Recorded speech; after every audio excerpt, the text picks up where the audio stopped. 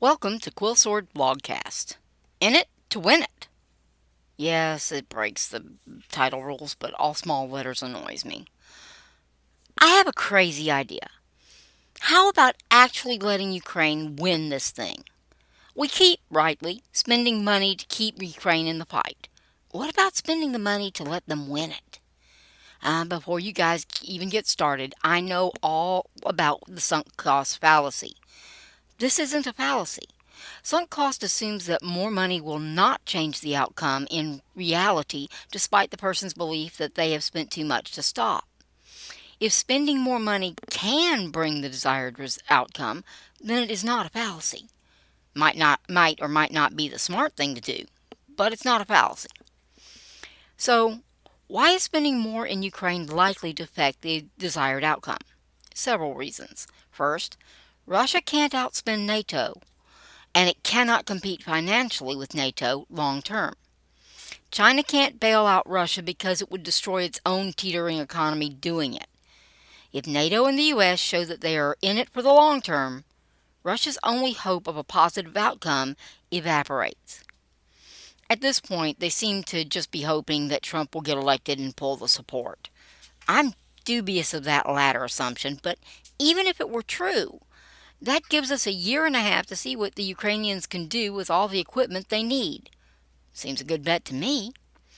Second, Ukraine is building a modern military the hard way.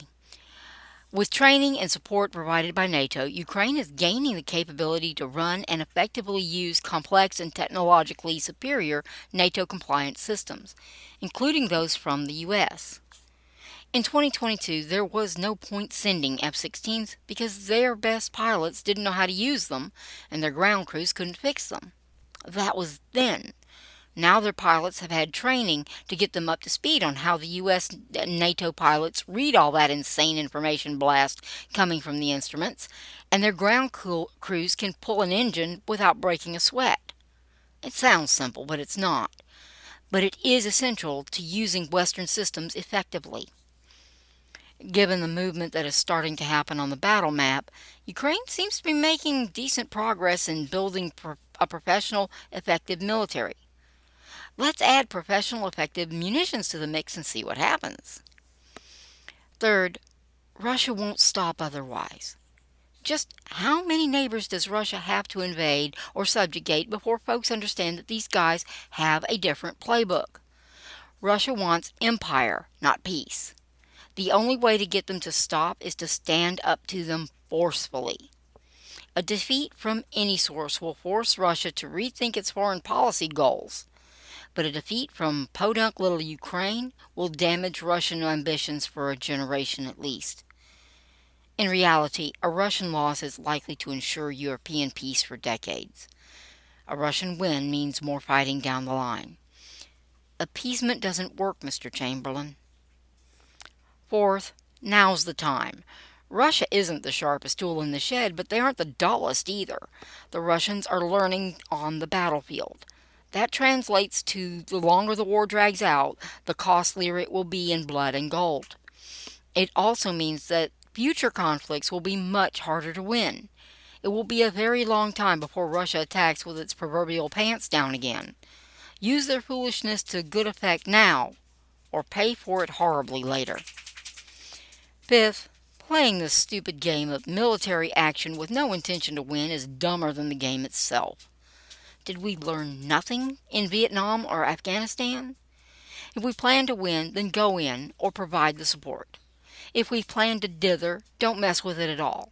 Do or don't do. Try is stupid. Apologies to Yoda. We already choose do. So let's do. We aren't paying a fraction of the human cost here, but we are already reaping both the financial and the political benefits. It's cruel and unfair to Ukraine to do anything less than to pursue victory as long as they are still wanting to fight. They haven't asked for our sons to defend them, but for us to provide tools for them to defend themselves. That's a great deal for us and Europe. You couldn't ask for better. Theirs isn't a short end of the there isn't a short end to the stick, unless we whittle one into it by not supporting them fully. Despite fighting against well-prepared defenses, and with only probing attacks so far, Ukraine is taking territory at a rate that puts Russia's desperate clawing at Bakhmut to shame. There's no question Ukraine can win, if we let them. Every red line that Russia has drawn has been crossed. The danger of all-out escalation simply doesn't exist. There's no longer a reason not to provide Ukraine with everything it needs to regain all of its territory, other than our timidity. This is stupid. We're America. We go big or go home. We don't hide from the second best military in Ukraine. We stand for freedom, and we still stand with our allies, especially when all we have to do is shove stuff in boxes and send it. Time to do, people. We're in it, so let's win it.